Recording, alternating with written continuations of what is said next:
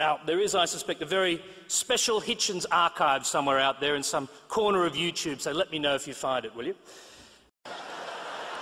At least I know I'm being ironic. The people who say, free will, you've got to have it, it's a rule we've got to have free will. It says, don't even know they're being literal. This is the difference between not just the ironic and the literal mind, but between the inquiring and the philosophical, the scientific mind, and the religious one. And that's why they are not just non-overlapping, or rather overlapping, but in a hostile manner, but they're irreconcilable, in my judgment. Socrates, like Jesus, may well not have existed. We don't have any absolute proof. He certainly, like Jesus, didn't write anything down. He only exists as a concept in the minds of his followers. I don't mind about that. It doesn't bother me, because I don't say that he died and my sins were as a result forgiven. Or that he didn't really die, so they're forgiven all over again, except that apparently he's got to come back and die again before, or the whole experiment has to be rerun to be convincing. No, I say what Socrates taught me is exactly that the definition of an educated person is knowing how little they know, and being modest and humble in that sense, not in the sense of self-abnegation, but saying, please give me the strength to realize that I'm only on the first step of a voyage of inquiry and discovery. And that method is the one that has set more people free than any faith. Against this, again, the Prince of the Church will tell you, well, again, a rather totalitarian thought, love is compulsory. And you have to love someone who you also are forced to fear, in fact, who you're enjoined to fear. I've always found there's something rather creepy about the idea of compulsory love, let alone of someone who is a fear figure. It's a sinister idea, I think, a rather abject idea, a sort of sadomasochistic concept of a relationship. It's a prostrating idea, and it crucially devalues love by making it something that can be extorted, or that should be extorted. As well as poisoning the well of intellectual inquiry, it taints the well springs of our finer emotions. And now I've mentioned poison, I suppose I have to go from the macro, if you like, to the micro, to this very simple question that we're stuck with, and I must not trespass too much on the time I have with the Reverend Jones, but take the simplest case about whether our morality is innate or not. And every time I'm asked this question, if you didn't believe in God, how would you know what was good and what wasn't? Every time I'm asked to speak on this, the daily news allows me to give a different answer and give a different example. Take the simplest case of what I believe is innate, our instinct for our children. You don't have to be a parent to have this. You see a child trying to rush into the traffic. If you're not a parent, something tells you what you probably ought to be doing about it. The care and love and protection of children is instinct in us, in fact in many other species too that don't claim to be divinely ordered around. It's something we all share without having to have it explained to us. We may say that that those who don't have it, the psychopaths who don't seem to have it, or who take delight in breaking this commandment or rule, we say that they're bestial, but again I refer you to the animal kingdom that doesn't allow such transgressions. Now, our whole culture is currently being convulsed, rightly I think, over an offence committed more than 3 decades ago against a young woman of 13, a girl of 13, by a famous man who was stupid enough to try and sue Vanity Fair and thus incurred my curse and displeasure.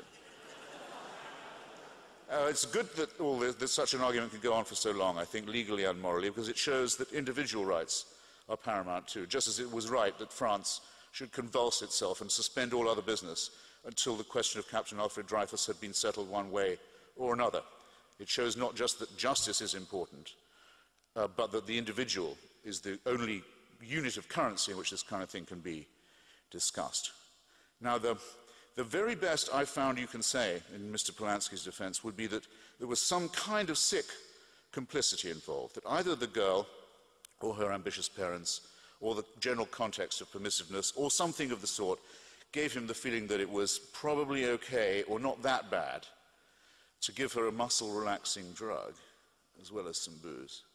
And then don't ask yourself why he wanted her muscles relaxed, please, because then you'll have to read the court transcript and you'll find out. And it's pretty horrifying. And I think people are quite right to be instinctively outraged, to think, no, if I can think of the worst thing I've ever done, you're already thinking of it. The thing about yourself you'd least like to have generally known? Complete silence. Very satisfying.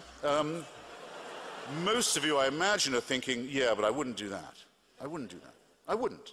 And no one needs to tell me why I wouldn't have either.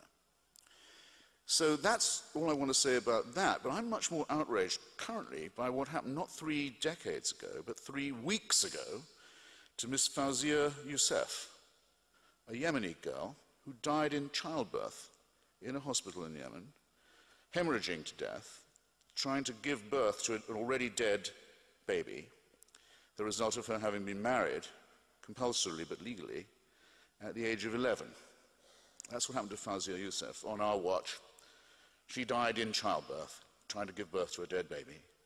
Husband 3 times her age, who was legally married to her, as it's estimated 1/4 of the young womanhood of Yemen already is. Married at the very, very latest by the age of 15. And though there have been moves in the Yemeni parliament to raise the age at which a young lady may be betrothed, these moves have been blocked, even as recently as last September after this outrage, by a political party, which I will not tell you the name of this political party, but it is not the Yemeni Secular Party.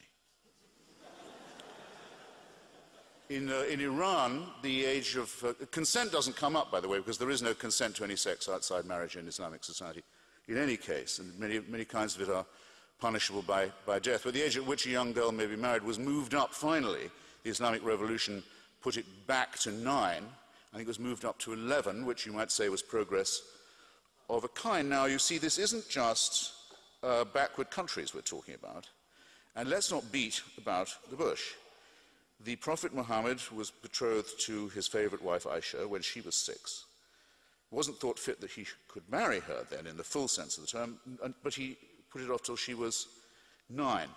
And across a vast swathe of the world, worse things than Roman Polanski has even thought of doing are done as a matter of law and of course, and in the name of, no, not in the name of, but because of the preachings of God's anointed.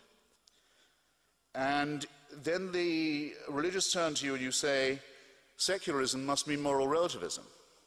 Your ethics are situational. And I say, well, let's just hear that again. Because given that I've taken the simplest moral baseline it's possible to take, the protection of defenseless children, isn't it true that all the leading religions of the world are Abrahamic? Yes, we love to stress it. We adore to say that we have all this wonderful multicultural thing in common. And what was Abraham most famous for, apart from having a wife who had a baby when she was 101, which is an advance over dying in childbirth when you're 11, having been raped, probably by a close male relative, if you really want the truth. Apart from that, Abraham's most famous for saying, if God wants me to kill my boy, of course I will. And the only difference between the monotheisms is that some say it was Isaac and some say it was Ishmael. I don't particularly care. But there are annual festivities on the part of the faithful to say, we wish we too were capable of such faith. And we want to beat our breasts in sympathy with those who are. Why do the Jewish people blow the ram's horn, the shofar? Because the shofar symbolizes the ram who is sacrificed instead. The blood sacrifice is the main thing. And there has to be a child involved. This seems to me to be disgraceful.